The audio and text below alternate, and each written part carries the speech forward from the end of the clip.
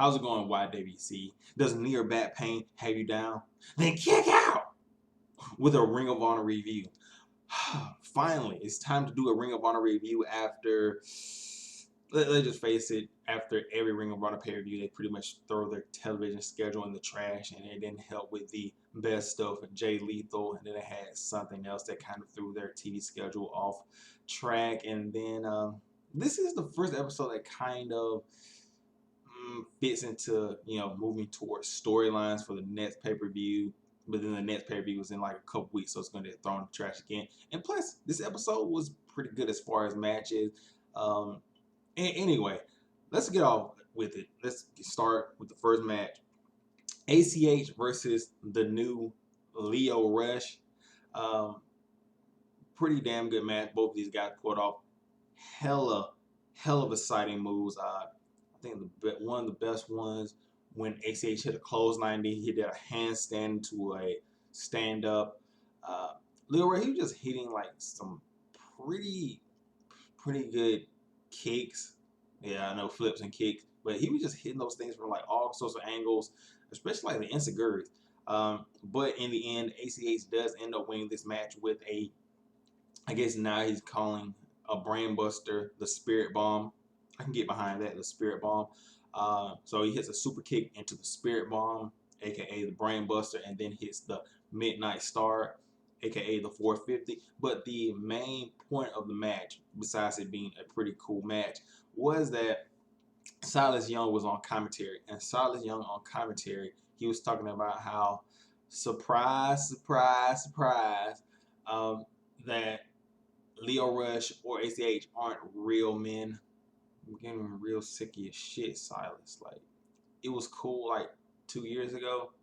Now it's just like it's not cool. Like, for some reason, like I was a big Silas Young fan, but it just seemed like his stuff is like paint by numbers. You're not a real man. I get beat by you. No, you're not a real man. You're not. You gotta add some more layers to this character, please. Anyway. He starts attacking Lio Rush. ACH stops him, and then he attacks ACH, hits Misery on him. I guess we're going to get at Best in the World ACH versus Silas Young.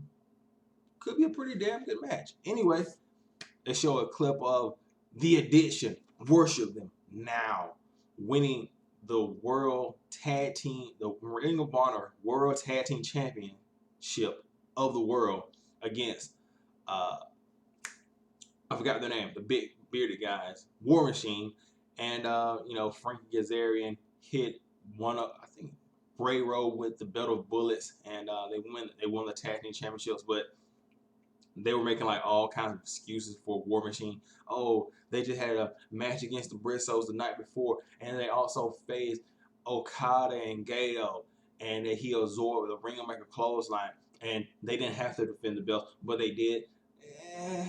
Look, I understand you're trying to get War Machine over, but that's one of the reasons people don't like tag teams like War Machine. Like, you're trying to force them down people's throat. Just let it happen naturally. We understand that. Anyway, you get The Addiction coming out and pretty much gloating, talking about if your food tastes better, if your water tastes a little bit cleaner, it's because they're the World Tag Team Champions of the world again, and that Ring of Honor has the best wrestling on the planet, and that Toronto still has the laziest, lamest people on earth. Oh my God, Christopher Daniels on the mic. That shit's pure gold. This guy still cuts excellent promos. So he talks about how they're the Ring of Honor World Tag Team Champions of the world, and out comes the Machine Guns, and they talk about how, not only are The Addiction not cool anymore, how they're just like a bunch of middle-aged douchebags who are losing their fight against male pattern baldness. And then out comes Roppongi Vice, and Roppongi's like, we can't have a party in Toronto without Roppongi Vice. And then Trent Barrett says, look, this is the part where I say, call you guys lame or old or you know, cowards, and we want World Tag and we want title shots too. But you know, you have a reason to be scared of us because you know we're the young, cool tag team, and you guys are kind of old. just a just an overall fun segment. So Christopher Daniels says, "You guys need to put some respect on my name. That's it. I'm tired of all the disrespect. If you guys, all you guys can beat, if anyone you guys can beat us, you'll get a title shot at Best in the World." So it's the Addiction versus the Motor City Machine Guns versus Roppongi Vice in a three-way match. As far as a three-way tag team match, this was pretty good. I would say best part of the match, Trent Beretta hitting that springboard stomp. That was pretty funny. And it was just like all three teams had some crisp moves together. But in the end, it comes down to the Motor City Machine Guns hitting their finisher on Christopher Daniels and getting the title shot. Pretty fair match. And then you get this segment where they show Adam Page joining the Bullet Club. And it's like, okay, I can understand Adam Cole joining the Bullet Club. Okay, that's kind of cool. Adam Page, he just got out of, what was it? I forgot their name. Oh my God. Representing the Decade. He just got out of the Decade, and now he's got this cool anti-hero type of face gimmick, and you're immediately going to put him in the Bullet Club as the Hangman. It's so like just, okay, you could build a single star for Ring of Honor, but you're going to put him in New Japan's Bullet Club. For what? It's like, at a certain point, the Bullet Club is still cool. Like, at a certain point, it's too much because it's so many guys, not enough belts. And even in Ring of Honor and New Japan, it's not enough belts for all these people. And then, like, you know, it's a clusterfuck. Like, some people don't need to be in there. Some people do. Like, Adam Page, you could have just left him on his own. And he had the whole thing down. Like, anti-hero, face, that's cool. People were getting behind Adam Page, and you just immediately, yeah, that's what you did to his momentum. Yeah, just like that. Just, yeah, he's in the Bullet Club. I don't get it. Anyway, you get the main event. You get the Bullet Club's elite, the Young Bucks and Kenny Omega, the Cleaner, versus Yoshitatsu and pretty much one of my new favorite tag teams. Hopefully, they have a shot at the Ring of Honor World Tag Team Championships of the world, or maybe the New Japan Heavyweight one. Either one. Tanahashi and Elgin. Look, Yoshitatsu's coming back with his new gimmick, the Bullet Club Hunter, which makes sense because AJ Styles, when he was in Bullet Club, he broke his neck.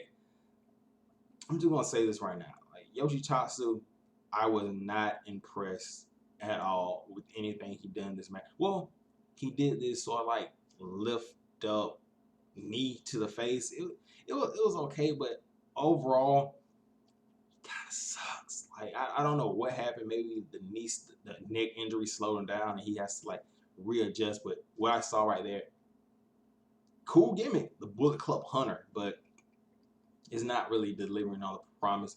Michael Elgin and Tanahashi, God, that, like, it's the perfect tag team. You got the power and the young ability in Elgin, but then you got the experience and the high flying and experience in Tanahashi. It's just a tag team that it screams they need tag team belts. Like, the things they did in this match, like Elgin, for example, like the Young Bucks were trying to go for the indie take on Tanahashi.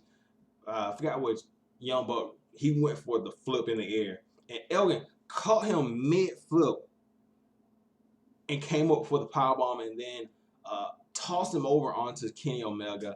Tanahashi, I'm not really a big fan of Tanahashi singles, but in this match. Damn, he was just like showing off like how good he is. The Young Bucks and Kenny Omega, they made this match. Like they were going for like the back break, the back rakes, the triple super kick, and then in the end of the match, Kenny Omega hits the one wing angel on Tanahashi, but Tatsu. Just the Young Bucks, and Kenny Omega made the match entertaining. Tanahashi and Elgin, they were the wrestling part of this match. Like they delivered as far as that goes, and just overlook Tatsu. Like I don't know, what else going on with that guy. Anyway, overall pretty good show. It advanced some storylines in Ring of Honor. The I guess we're getting the World Tag Team Championship. At best, we know what's happening at pay-per-view, and we know we're going to get a match between ACH and Silas. And I guess we know that Bullet Club added a new member. But that goes to the problem. I don't know, when did they have War of the Worlds? Was it War of the Worlds or was it Global Wars? This is like a couple days after Global Wars. Like that's how far behind Ring of Honor is. Not saying it was a bad show, but it's just like people. Like I'm not gonna say it. I'm not gonna say it because this was a good show. It's just it's 2 to 3 months behind. Like, what's the point? Like you're fitting storylines from 2-3 months ago to go into a show that you're showing now to have a pay-per-view in 4 or 3 weeks. Really? Like, can somebody correct that after the next pay-per-view? Can somebody just say, oh, we probably need to have some episodes up after the show so we can have a current schedule? I'm just saying. Anyway, I'll catch you guys later. If you watched the show, tell me what you thought about it. What was your favorite match? Me personally, my favorite match, I'll say the main event. Only because of Tanahashi, Elgin, and the Young Bucks. Like that, and Kenny Omega. Yeah, Kenny Omega, he's cool as shit. Anyway, I'll catch you guys later. Peace out.